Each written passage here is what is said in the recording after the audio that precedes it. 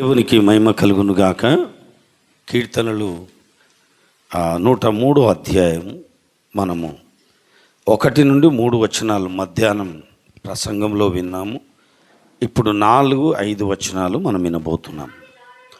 సమాధిలో నుండి నీ ప్రాణమును విమోచించుచున్నాడు, కరుణా కటాక్షములను నీకు కిరీటముగా ఉంచుచున్నాడు. హల్లెలూయా, హల్లెలూయా. చూడండి, సమాధిలో నుండి నీ ప్రాణమును విమోచించుచున్నాడు. ఎక్కడి నుండి?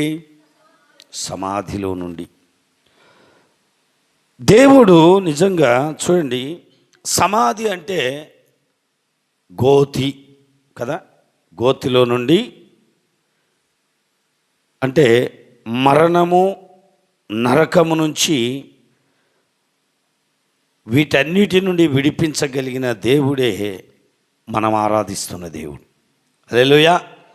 ఆయన తప్ప ఎవరికి సాధ్యము కాదు కదా. సమాధులు చేయబడ్డ వాళ్ళు ఉన్నారు, కుళ్ళు పట్టిపోయారు. అందులో మంచి మంచి చరిత్రకారులు సమాధులు చేయించబడ్డారు. కానీ సమాధిలోనే వారి శవాలు, వారి శరీరం అంతా కుళ్ళు పట్టిపోయినట్టుగా చూస్తాం. కానీ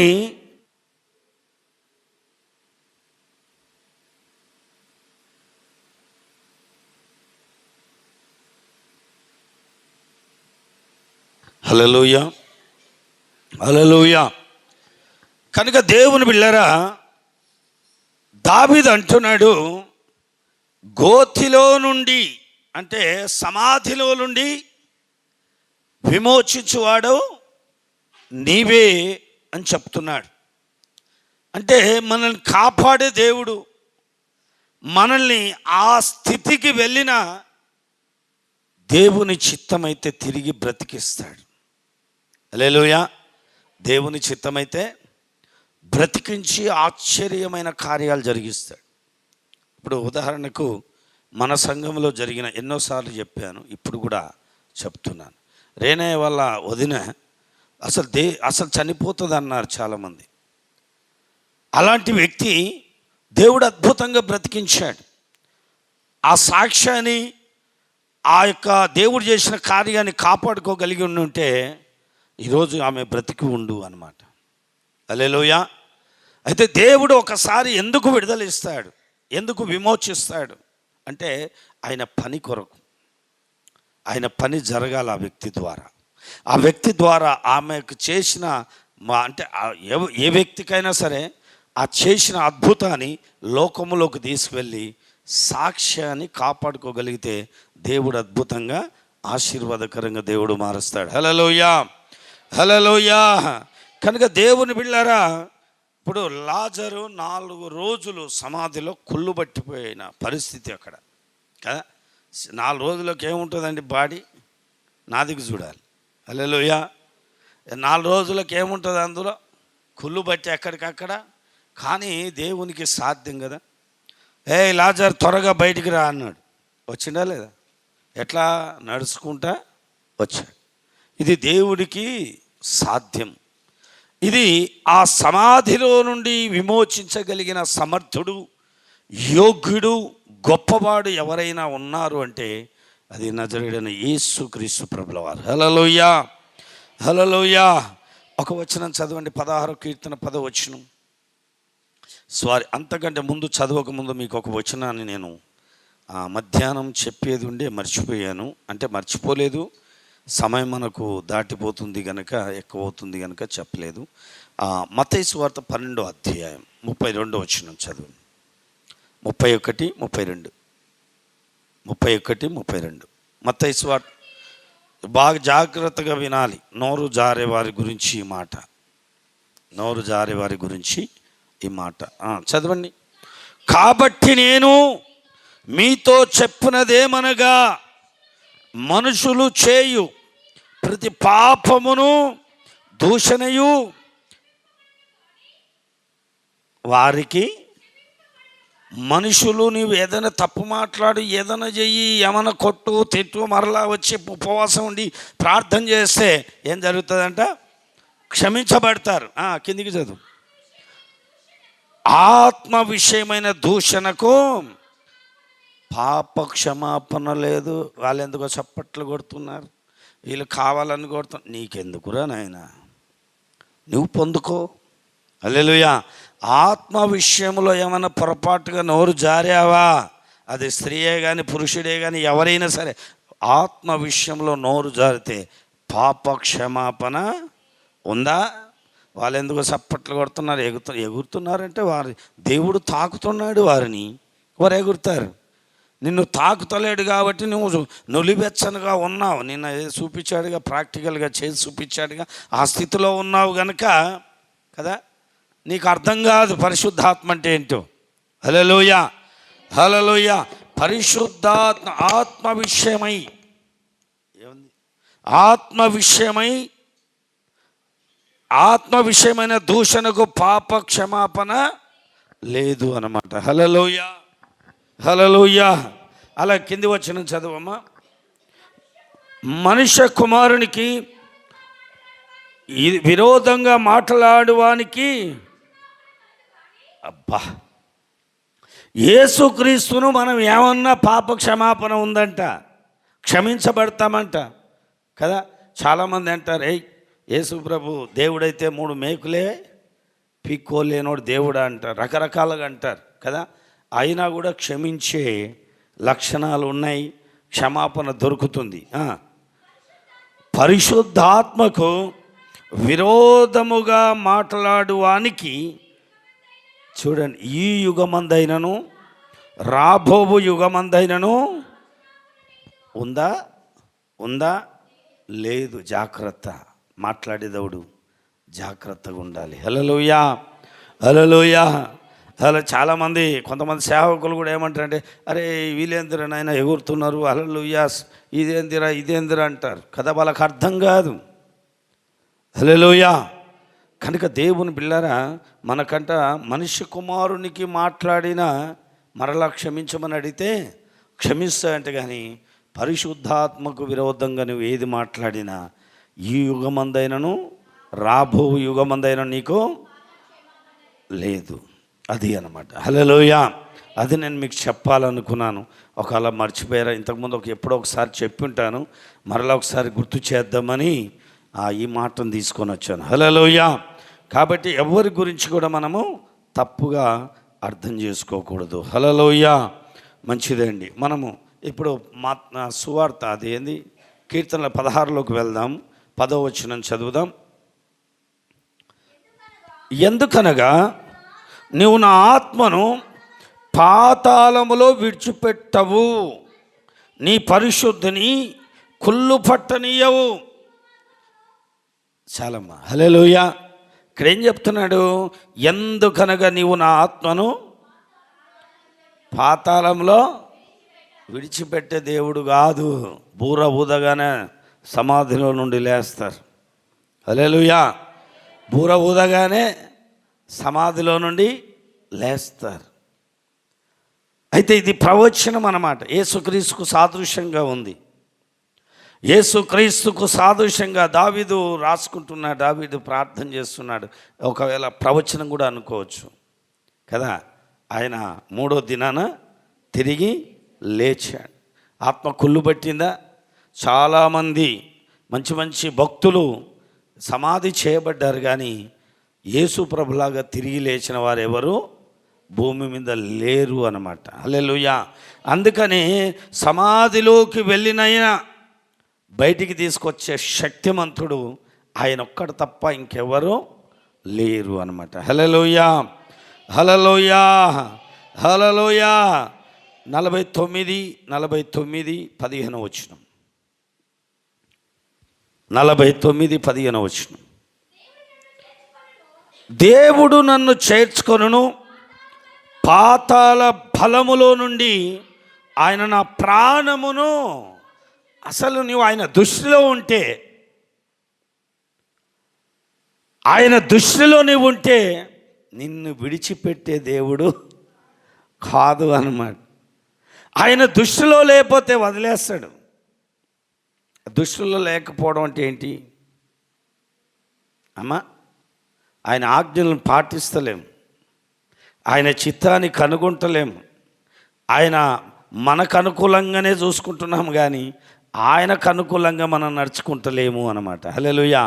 ఆయనకు అనుకూలంగా నువ్వు నడుచుకోగలిగితే ఆయన దృష్టిలో నువ్వు ఉంటావు. ఒక మాట చదవండి, 2 దినవృత్తాంతాలు 16వ అధ్యాయం 9వ వచనం అనుకుంటా. చూడండి, 2 దినవృత్తాంతాలు 16వ అధ్యాయము 9వ వచనం అనుకుంటా. ఒకసారి చదవండి.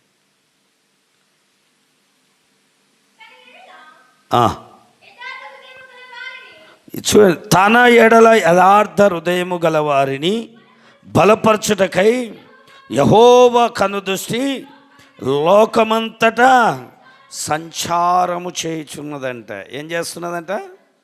ఎవరి ఎడల? తన ఎడల అన్నాడు. ఎవరి ఎడల? తన ఎడల. తన అంటే ఎవరు? దేవుడు కదా. దేవుని ఎడల యథార్థము గల వారిని బలపరచడానికి, యథార్థంగా ఎవరైతే ఆయన చిత్తాన్ని కనిపెడుతూ ఎవరైతే ఉంటారో వారినంట ఇంకా ప్రోత్సాహపరుస్తాయంట, ఇంకా బలపరుస్తాయంట, ఇంకా దీవిస్తాయంట, ఇంకా ఆశీర్వదిస్తాయంట. హల్లెలూయా. ఆ కింది మాట చూడు ఎంత భయంకరంగా ఉందో. ఈ విషయమందు, ఇక్కడ గమనించు, ఈ విషయమందు ఏమి తప్పి మతి తప్పి ప్రవర్తిస్తున్నావు గనక ఇది మొదలుకొని నీకు రోజు ఇద్దాలే డిస్కు డిస్కు డిస్కు డిస్కు. హల్లెలూయా. ఆ ఎట్లోటో తెలియదు, పక్కింటోడా, ఎదిరింటోడా, లేకపోతే బయటోడా, లోపటోడా, ఎవడో తెలియదు కానీ మొత్తానికైతే యుద్ధములు. అయితే దేవుని యొక్క దృష్టి నీ మీద ఉండాలి అంటే తన ఎడల భయభక్తులు కలిగి ఉండాలి. యథార్థం కలిగి నీవు జీవించినప్పుడు దేవుడు ఆశీర్వదిస్తాడు. హల్లెలూయా, హల్లెలూయా. కాబట్టి దేవుని బిడ్డలారా, పాతాళ బలములో నుండి ఆయన నీ ప్రాణాన్ని విమోచించే దేవుడు అన్నమాట. పాతాళ బలంలో నుండి. ఇందాక నేను అక్కడికి వెళ్ళాను, దాదాపు 50 రోజులు, మొన్న 44 రోజులు. ఎప్పుడు చేసినా షుగర్ డౌన్ కాలే. ఆడికి పోయినా ఎమ్మడే షుగర్ డౌన్ అయ్యింది. ఎమ్మడే పరిగెత్తుకొని ఊరుకొచ్చిన వాడు లేట్ చేయకుండా. హల్లెలూయా, హల్లెలూయా. కొన్ని స్థలాల కొద్ది దేవుడు ఉండనియాడు అక్కడ. ఆ స్థలం ఎలాంటిదో ఆయనకు తెలుసు కనుక, ఇది మనసు దంపుకొని వచ్చినావు కనుక నువ్వు నడురా బాబు, ఇక్కడ వద్దురా అంటాడు దేవుడు. హల్లెలూయా, హల్లెలూయా. కనుక దేవుని బిడ్డలారా, మనము యథార్థంగా మనము ప్రవర్తిస్తే ఖచ్చితంగా దేవుడు ఆశీర్వాదాలు మన ముందుంటాయి, దేవుని యొక్క దీవెనలు మన ముందుంటాయి, దేవుని యొక్క కృప మనతో ఉంటుంది, అద్భుతంగా నడిపిస్తుంది. హల్లెలూయా. కనుక ఆయన విమోచించే దేవుడై ఉన్నాడు. హల్లెలూయా. మనం చూద్దాం, కిరీటం గురించి చూద్దాం. కిరీటం గురించి కూడా మనం చూద్దాం. కిరీటం గురించి చూద్దాం. 4వ వచనంలోనే ఉందిగా, చదవండి.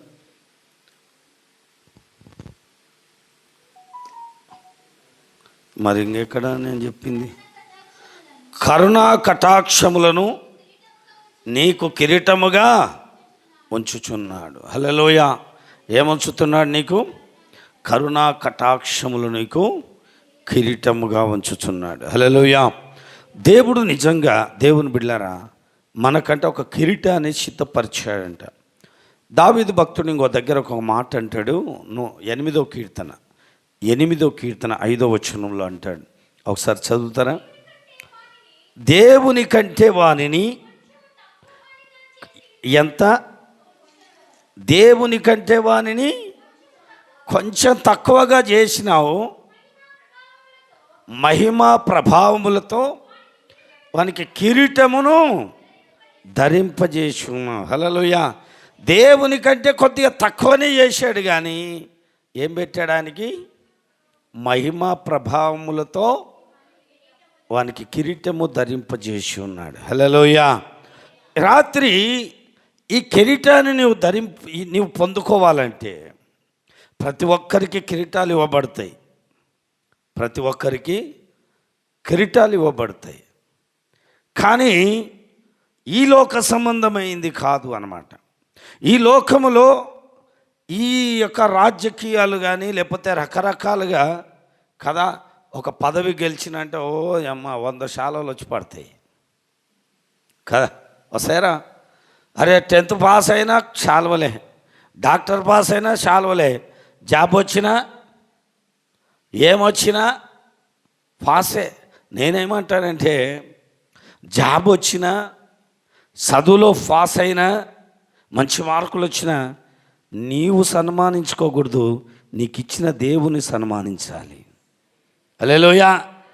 అప్పుడు నీకు కిరీటం. ఎలా సన్మానించాలి? సంఘాన్ని పిలువు, బంధువులను పిలువు, రక్త సంబంధికులను పిలువు, మంచి కూడిక ఏర్పాటు చేయి. ఎవరు శాల్వలు తెస్తారా నాకు కప్పపోయిరని? ఒకవేళ కప్పకపోయినా కష్టమే, కప్పినా కష్టమే. కప్పితే వాళ్ళకేమో గప్పిండి, ఈయనకు గప్పలేదని కదా. హల్లెలూయా. దేవుడు పక్షపాతం చూపించే దేవుడు కాదు అన్నమాట. దేవుడు పక్షపాతం చూపిస్తాడా? తన ఏడల ఎవరు భయభక్తులు కలిగి ఉంటారో కదా, ఆయన మనుషుల్ని దేవుని కంటే తక్కువగాడే. దేవునికి మనిషికి పోలిస్తే ఎందుకు మనిషి పనికొస్తాడా? కానీ మహిమా ప్రభావములతో కిరీటమును ధరింపజేసి ఉన్నాడు. ఇది పొందుకోవాలి మనం. హల్లెలూయా. మన సంఘస్థులు ఈ కిరీటం పొందుకొని అక్కడ ఉంటే ఎంత ఆనందం ఉంటుందో. హల్లెలూయా. ఇక్కడ నన్ను గౌరవించలేదు, ఇక్కడ నాకు శాలువ కప్పలేదు, ఇక్కడ నా గురించి చెప్పలేదు. ఈ వితండవాదాలు బంద్ చేయాలి అన్నమాట. హల్లెలూయా. ఇది బంద్ చేస్తే నిజంగా ఇది చాలా అద్భుతమైనటువంటి మాటగా నేను భావిస్తున్నాను అన్నమాట. మన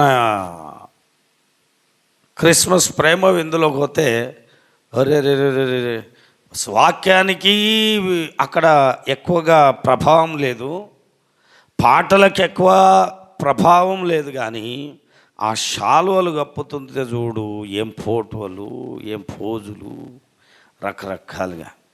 హల్లెలూయా. హల్లెలూయా. ఈ రాత్రి దేవుడు మాట్లాడుతున్నది ఏంటంటే, మనకు కిరీటము కావాలంటే ఈ లోక రాజ్యాలు, ఈ లోక పద్ధతి, ఈ లోక ఇవిచ్చే కిరీటాలు కాదు మనకు రావాల్సింది కదా. మహిమ ప్రభావములతో రావలసిన కిరీటాన్ని మనం పొందుకోవాలని దావీదు భక్తుడు తన కీర్తనలో కదా దేవుని యొక్క గొప్పతనం గురించి, మంచితనం గురించి చెప్తున్నాడు. దేవుని కలిగి ఉన్న మనకు మొదట క్షమించబడతాం. రెండవది ఏంటి అమ్మ? రెండవది అప్పుడే మర్చిపోయాం, విమోచనైనా దేవుడు క్షమిస్తాడు. రెండవది న్యాయం చేస్తాడు. నువ్వు అన్యాయం అయిపోతున్నావా? నువ్వు అన్యాయంలో మునిగిపోతున్నావా? నేను ఎవరైనా అన్యాయం చేసి, అన్యాయానికి గురి చేసి, అన్యాయానికి గురి చేస్తున్నారా? నువ్వు న్యాయవంతుడివే కావచ్చు, నువ్వు న్యాయవంతురాలివే కావచ్చు, ఒకవేళ అన్యాయానికి గురి చేస్తున్నారా? అయితే దేవుడు దగ్గరికి వస్తే దేవుడు అంటున్నా న్యాయము చేసే దేవుడై ఉన్నాడు. హల్లెలూయా. హల్లెలూయా. అయితే దేవుడి దగ్గరికి వచ్చి దేవుడి దగ్గర యథార్థంగా ఉంటే విమోచిస్తాడు. ఎక్కడి నుండి? చూడండి 30వ కీర్తన 2వ వచనం చదవండి. 30వ కీర్తన 2వ వచనం. యెహోవా నా దేవా, నేను నీకు మొరపెట్టగా నీవు నన్ను స్వస్థపరిచితివి. యెహోవా, పాతాళములో నుండి నా ప్రాణమును లేవదీస్తివి. హల్లెలూయా. హల్లెలూయా. చూడండి ఎక్కడి నుంచి అంటే 2వ వచనం మరొకసారి చదవమ్మా. యెహోవా నా దేవా, నేను నీకు మొరపెట్టగా నీవు నన్ను స్వస్థపరిచాడు. దేవునికి మనం మొరపెట్టాలి. అనారోగ్యం ఉన్నప్పుడు ఎవరైనా ప్రార్థన చేయగలుగుతారా? చేస్తారు, ఖచ్చితంగా చేస్తారు. నేను అదే పని చేశాను. జ్వరం వచ్చినా, బలహీనత వచ్చినా ఫస్ట్ దేవుని దగ్గరికి వెళ్ళి ప్రార్థన చేస్తే దేవుడు ఖచ్చితంగా స్వస్థపరుస్తాడు. ఆ తర్వాత వెళ్ళమంటే వెళ్ళొచ్చు హాస్పిటల్కి. హల్లెలూయా. ఫస్ట్ అయితే మనం ఎక్కడికి రావాలి? ఆయన ఎక్కడికి వచ్చాడు? అక్కడెక్కడ సమాధిలోకి దిగిపోకుండా నా ప్రాణమును లేవదీస్తివి అంటే అక్కడ నుంచి బయటికి లేపాడు. హల్లెలూయా. ఈరోజు నీ ఆత్మీయ స్థితిలో నుండి దేవుడు ఆ విధంగా లేపేశాడు బయటికి. హల్లెలూయా, హల్లెలూయా. కాబట్టి దేవుని బిడ్డలారా, మరి అతి శ్రేష్టమైన కిరీటాన్ని దేవుడు నీకు ఇవ్వబోతున్నాడు. లోకము ఇచ్చే మర్యాద, లోకం ఇచ్చే సన్మానాల వైపు చూడగానే దేవుడు మహిమ ప్రభావములతో ఇవ్వబోతున్న కిరీటం కొరకు ఎదురు చూడు. నిన్ను దేవుడు ఆశీర్వదిస్తాడు. హల్లెలూయా, హల్లెలూయా. న్యాయం చేస్తాడు, విమోచిస్తాడు, కిరీటము ఇస్తాడు, ఇప్పుడు తృప్తిపరుస్తాడు. హల్లెలూయా. 5వ వచనం చదవండి, 103:5. పక్షిరాజు యవనములే నీ యవనము కొత్తదగుచుండునట్లు మేలుతో నీ హృదయమును ఏం చేస్తున్నాడు? పక్షిరాజు యవనములే నీ యవనము కొత్తది, ముడతలు పడిపోతుందేమో, అంతే కదా, చెంపల్లొట్టబడ్డవేమో, శరీరం అంతా ఒక ఆయన దవడ కింద చేయబెట్టి నిద్రపోతున్నాడు. హల్లెలూయా, హల్లెలూయా కదా. ఒకవేళ నీ శరీరము బలహీనమైంటే అక్కడ అంటున్న మాట పక్షిరాజు యవనములే, నీ యవనము కొత్తది చేసి ఏం చేస్తాడంటే మేలుతో నీ హృదయమును తృప్తిపరుస్తాడు. అది ఈ 2025లో ఒకవేళ ఏ తృప్తికి నువ్వు నోచుకోకపోతే 2026లో నువ్వు తృప్తిపరచబడబోతున్నావు, దీవించబడబోతున్నావు, ఆశీర్వదించబడుతున్నావు. హల్లెలూయా, హల్లెలూయా, హల్లెలూయా. కనుక దేవుని బిడ్డలారా, ఇవి జరగాలంటే ఇప్పుడు పక్షిరాజు కూడా రెక్కలు పెరిగినప్పుడు, ముక్కు పెరిగినప్పుడు, ఆ గోర్లు పెరిగినప్పుడు అదంట గోడ గీక్కుంటుందంట, రాళ్ళ గీక్కుంటుందంట. గీక్కొని ఆ గోర్లన్నీ ఊసిపోతాయి, ఆ ఈకలన్నీ ఊసిపోతాయి. ఆ ముక్కు కూడా రాళ్ళకేసి గీక్కుంటుందంట. మరలా అవి కొత్తవి వచ్చినప్పుడు బలం పొందుకుంటుందంట అది. హల్లెలూయా. ఈ సంవత్సరం ముగింపులో ఈ ఉపవాస ప్రార్థన, ఈ శుద్ధీకర కూటం ఏంటంటే ఆ పోయినటువంటి ఏదైతే మాలినం ఉన్నదో ఆ మాలినము పోవాలి. ఆ పోయినప్పుడు మరలా కొత్త మనసు, కొత్త హృదయం కదా, కొత్త ఆత్మచేత నింపబడతావు. హల్లెలూయా. అంటే పాతది గతించెను, ఇదిగో కొత్త వాయను. హల్లెలూయా. పాతవి గతించెను, ఇదిగో కొత్తవైనాయి కదా. దేవునికి స్తోత్రం కలుగునుగాక. హల్లెలూయా. ఇప్పుడు నీ హృదయము తృప్తిపరచబడబోతుంది అన్నమాట. సమాధానంతో నింపబడబోతున్నావు, నెమ్మదితో నింపబడబోతున్నావు. కలవరం ఉంటుంది. ఇప్పుడు మనసు మారాలి, జీవితం అదే. జనవరి 1 వచ్చిందా, 2వ తారీఖు మళ్ళీ జాబ్ కోవాల్సిందే, మళ్ళీ పొలంలో కోవాల్సిందే, మళ్ళీ గడ్డి బీకవలసిందే, మళ్ళీ తాపి పని చేయాల్సిందే. ఏ పని అయినా అది అట్లే ఉంటుంది. కానీ నీ మనసు మారాలి. హల్లెలూయా. నీ మనసు మారితే ఆటోమేటిక్గా చేంజ్ అయిపోతావు. మీకు కొన్ని విషయాలు రేపు నేను చెప్తాను. చాలా అద్భుతమైనటువంటి విషయాలు దేవుడిచ్చాడు. మనం దేవుని బిడ్డలారా, ఈ సంవత్సరం ఉన్నట్టు వచ్చే సంవత్సరం మనకు ఉండదు, అస్సలు ఉండదు. అది నేను నమ్ముతున్నాను. అది సంఘానికి గొప్ప మేలు చేయబోతున్నాడు దేవుడు. హల్లెలూయా. సంఘస్థులను తృప్తిపరచబడబోతున్నారు, దీవించబడబోతున్నారు అన్నమాట. ఒక మాట చూద్దాం. 21 కీర్తనలు 21:2.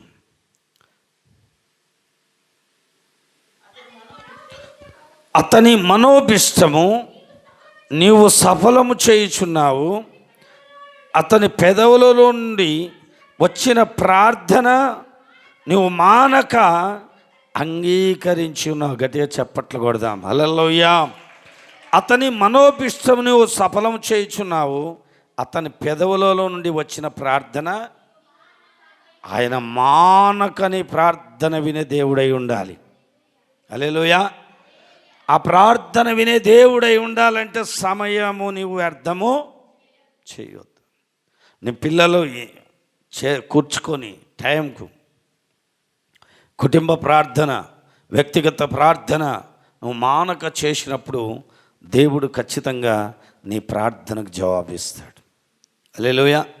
ఒక అమ్మాయి అంట ఎక్కడ ఇబ్బంది అయ్యి ఆడ ప్రార్థన చేసుకోలేక బాత్రూంలోకి వెళ్ళి ప్రార్థన చేసుకుందంట. బాత్రూంలోకి వెళ్ళి. చాలామంది అనుకుంటారు బాత్రూంలో ప్రార్థన చేస్తే వింటాడా? వింటాడు ఆయన ఖచ్చితంగా వింటాడు. కనుక దేవుని బిడ్డలారా, అతని మనోభిష్టము నీవు సఫలం చేసే దేవుడు. మనోభిష్టం అంటే ఏంటో నాకు అర్థం కాలేదు, చెప్పండి. మనోభిష్టం అంటే అమ్మ కోరికను నువ్వు నెరవేరుస్తున్నావు, అంతే కదా? అంతేనా? ఆ మనసులో ఉన్నటువంటి ఆలోచన, ఆ కోరికను నెరవేర్చే దేవుడు ఎవరు అంటే నీవు నేను మనమందరం ఆరాధిస్తున్న దేవుడు. హల్లెలూయా. ఇది ఇంకెవరికి సాధ్యము కాదు, ఇది ఈయనకు మాత్రమే సాధ్యం. నిన్ను తృప్తిపరచగలిగే దేవుడు అన్నమాట.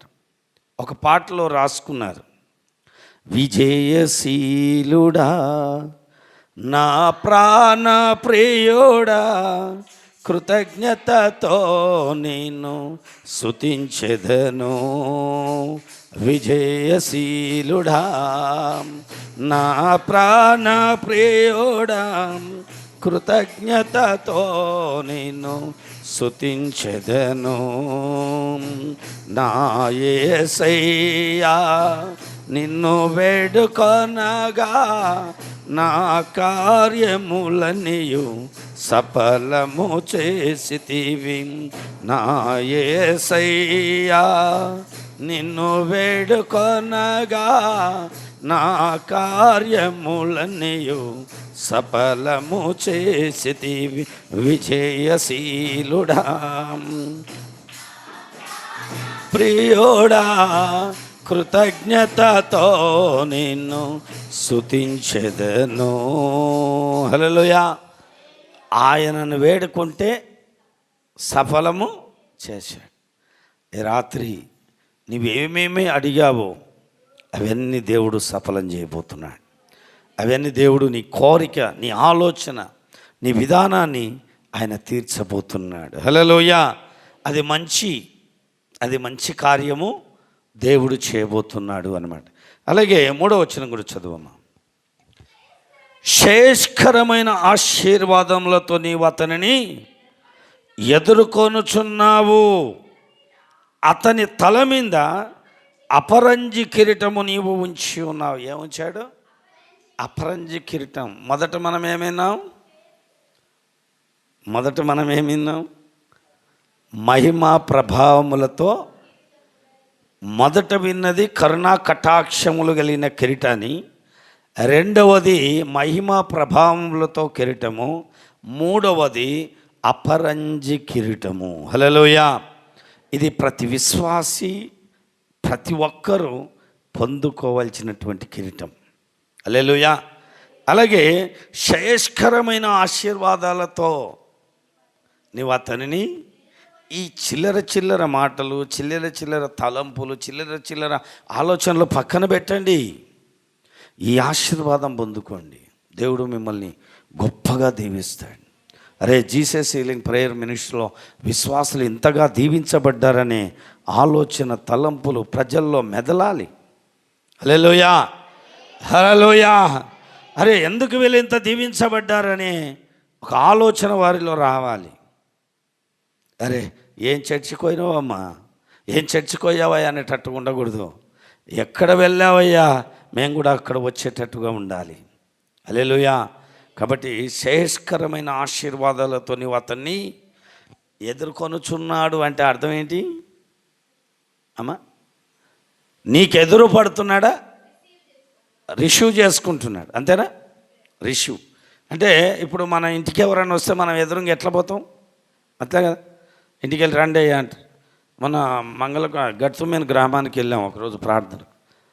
ఆమెనంటే ఒకరోజు అంటే పెళ్ళికి ఎట్లయినా కానుక తీసుకుంటాంగా, పెళ్ళికి ఎట్లయినా కానుక తీసుకుంటాం. ఏం కానుక? సర్టిఫికెట్ వగేరా వగేరా. దానికి ఆమె మనసులో అనుకున్నదంటే పెళ్ళికి ఎందుకు కానుక తీసుకోవాలి, సర్టిఫికెట్కి ఎందుకు కానుక తీసుకోవాలని మనసులో చాలా కోపం పెట్టుకుంది నా మీద. అయితే దేవుడు ఆమెకు గుణపాఠం నేర్పాడు. అది నాది తప్పు అని తెలుసుకునేటట్టుగా దేవుడు చేశాడు. మేము వాళ్ళ ఇంటికి ప్రార్థనకి వెళ్తే ఫస్ట్ కాళ్ళు కడిగి క్షమాపణ అడిగింది. కాళ్ళు కడిగి క్షమాపణ అందరి ఎదుట, ఇంట్లో కూర్చోబెట్టి కాదు. హల్లెలూయా, హల్లెలూయా. చేసిన తప్పు తెలుసుకొని కాళ్ళు కడిగి ప్రార్థన చేయించుకుంది అన్నమాట. కనుక దేవుని బిడ్డలారా, ఎదుర్కోవడం కదా, ఇంటికి పోగానే ఎదురుగా పిలుచుకోవడం, దేవుని ఆస్వాదించడం. అలాగే దేవుడే ఇక్కడ ఏమైనాడు? శ్రేయస్కరమైన ఆశీర్వాదాలతో నీవు అతనిని ఆయన్నే ఎదుర్కొంటున్నాడు. ఇక్కడ అర్థం అంతే కదా. నాకు చదువు రాదు, మీరే కొంచెం క్లారిటీ చేయాలి. హల్లెలూయా. నేను చెప్తుంటా, మీరు క్లారిటీ చేయాలి కదా. అతడు నీ కొరకు అంటే దేవుడే నీకు ఆశీర్వాదం తీసుకొని ఎదురుగా వస్తుంటే నీవు లేనిపోని చెత్త వాడిట్లా నీకెందుకు? ఈ రాత్రి ఆ చెత్త ఇంకా 2-3 ఉంది, ఇంకా పోలే. కానీ వాళ్ళందరూ కడగబడ్డారు, 2-3 ఉంది. ఆ చెత్త పోతే నిన్ను ఎంత అద్భుతంగా ఆశీర్వదించుతాడు దేవుడు. హల్లెలూయా, హల్లెలూయా, హల్లెలూయా. ఆశీర్వాదం కావాలా వద్దా? కావాలిగా. దేవుడిచ్చే ఆశీర్వాదం కావాలంటే నువ్వు దేవునికి భయపడాలి. దేవుడిచ్చే కృప నీకు కావాలి. ఆ శ్రేయస్కరమైన ఆశీర్వాదాలతో నువ్వు నింపబడాలి అంటే కదా, నువ్వు దేవునికి భయపడాలి. 3 నెలల్లో ఒబేదోదోము కుటుంబాన్ని దేవుడు దీవించాడు కదా. ఎన్ని నెలలు? 3 నెలలు. మనకు 30 ఏళ్ళైనా మనం అక్కడనే ఉన్నాం. హల్లెలూయా. మార్పు రావట్లా. వాక్యాలు వింటున్నాం, దేవుని మాటలు వింటున్నాం, ప్రార్థనలో గడుపుతున్నాం, అన్నీ చేస్తున్నాం. 3 నెలల్లో దేవుడు అద్భుతంగా ఆయనను ఆశీర్వదించాడంటే ఎంత స్తుతి ఆరాధన జరిగించాడో, ఎంత ప్రార్థన చేశాడో, దేవునికి ఎంత భయపడ్డాడో, దేవునికి ఎంత విధేయత చూపించాడో. ఈ రాత్రి నువ్వు అది చూపించగలిగితే ఈ ఆశీర్వాదం నీకే ఇవ్వబోతున్నాడు మొట్టమొదట. హల్లెలూయా, హల్లెలూయా. చదువుదాం, మనము ఇంకా ముందుకు వెళ్దాం. అమ్మ 149వ కీర్తన 145 145 19వ వచనం. 145 19వ వచనం. అమ్మా, తన యందు భయభక్తులు వలగారి కోరిక ఆయన నెరవేర్చును, వారి మొర ఆలకించి వారిని రక్షించును. హల్లెలూయా. ఏమన్నాడు? తన యందు భయభక్తులు కలిగిన వారిని. అందరు కాదు. ఇప్పుడు నా ముందు అందరిని వరుసగా నిలబెట్టి, లేదంటే మీరు అట్లే కూర్చున్నారు. ఇప్పుడు నేను రూతమ్మను ఫోటో తీయాలనుకుంటున్నా, రూతమ్మను ఫోటో తీయాలను. లేకపోతే ఇప్పుడు మెయిన్ ఇక్కడ సంధ్య ఉంది కాబట్టి ఇక్కడ వచ్చి సంధ్యను ఫోటో తీయాలనుకుంటున్నా.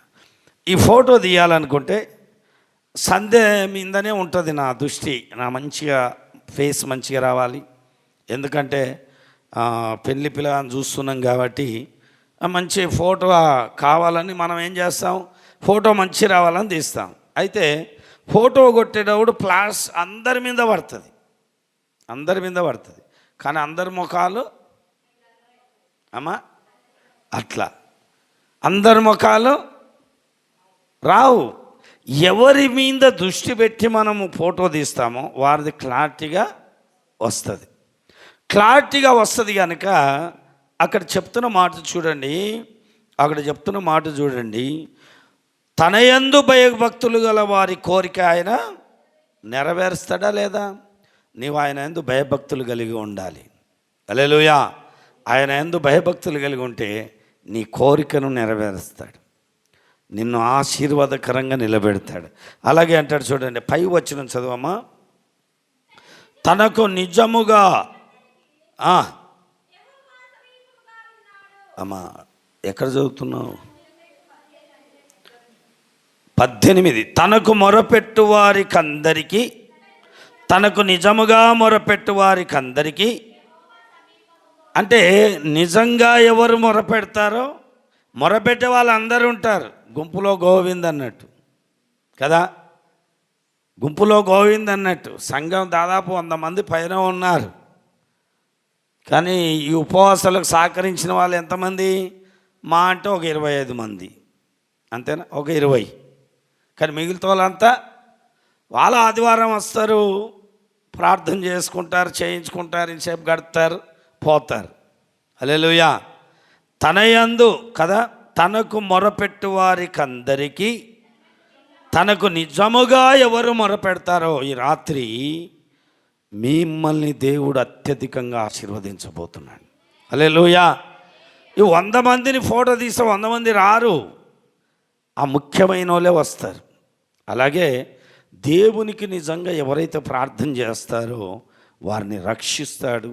ఆయన యందు భయభక్తులు కలిగి ఉంటే వారిని దేవుడు గొప్ప దీవెనతో నింపుతాడు. హల్లెలూయా, హల్లెలూయా. చివరిగా ఒక మాట చూసి మనం ముగించుకుందాం. మత్తయి సువార్త 7:7 వచనం చదవండి. మత్తయి సువార్త 7 ఏమంటాడంట? అదేంటి పాస్టర్కి తెలియదా ఏంది మా గురించి? పాస్టర్కి తెలియదా?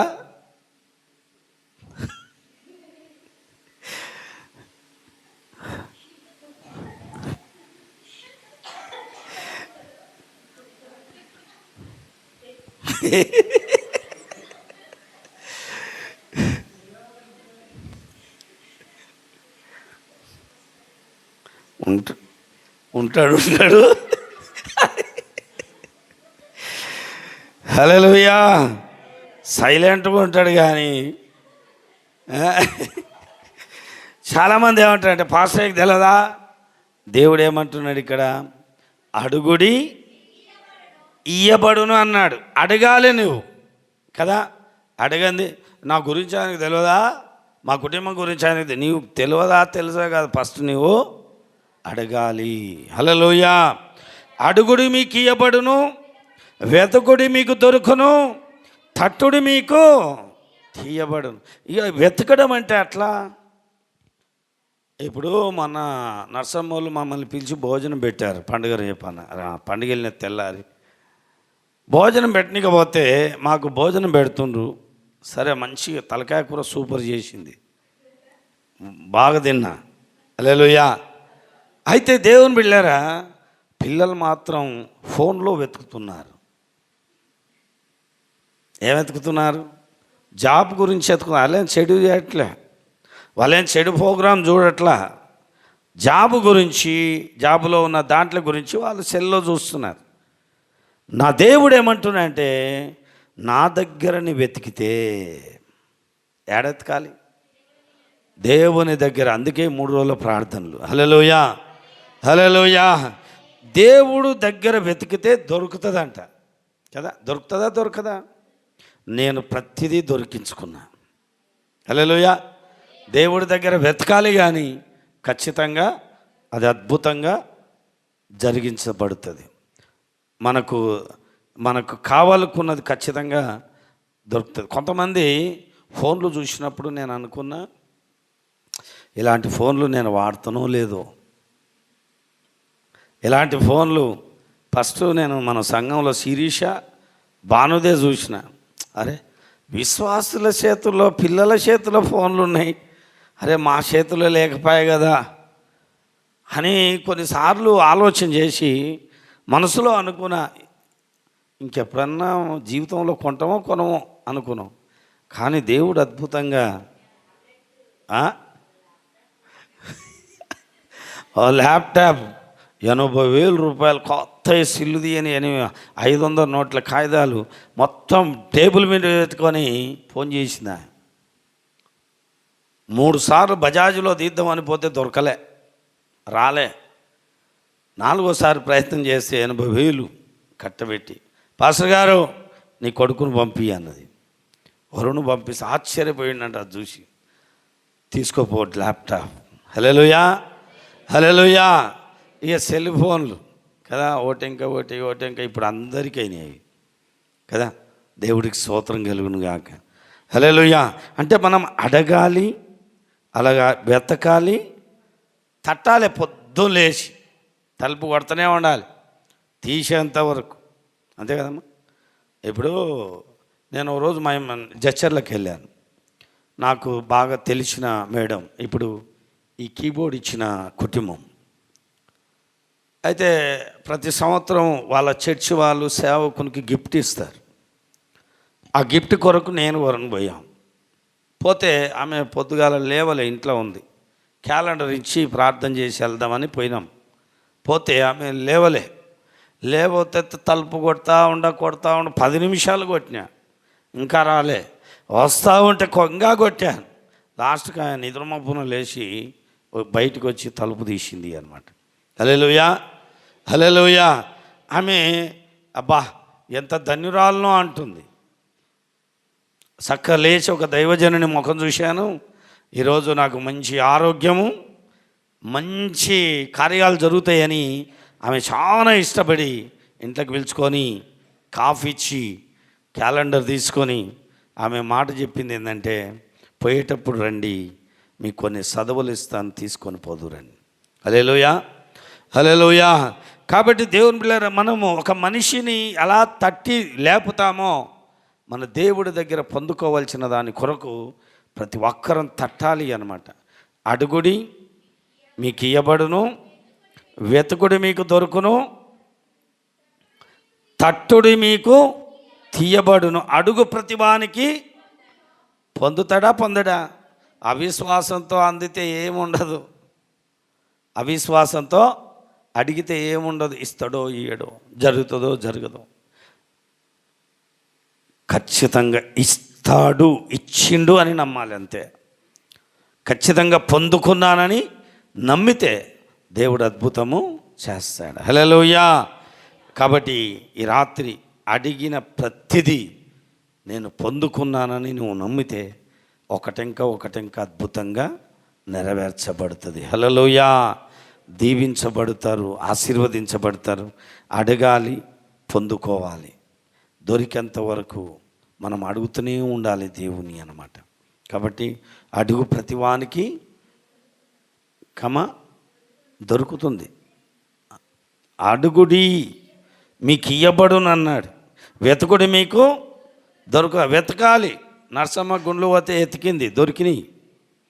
అప్పుడు కచ్చర రోడ్డు, ఇప్పుడు దాంబ రోడ్డు ఉంది, మంగళకుంటపల్లి రోడ్డు. హల్లెలూయా.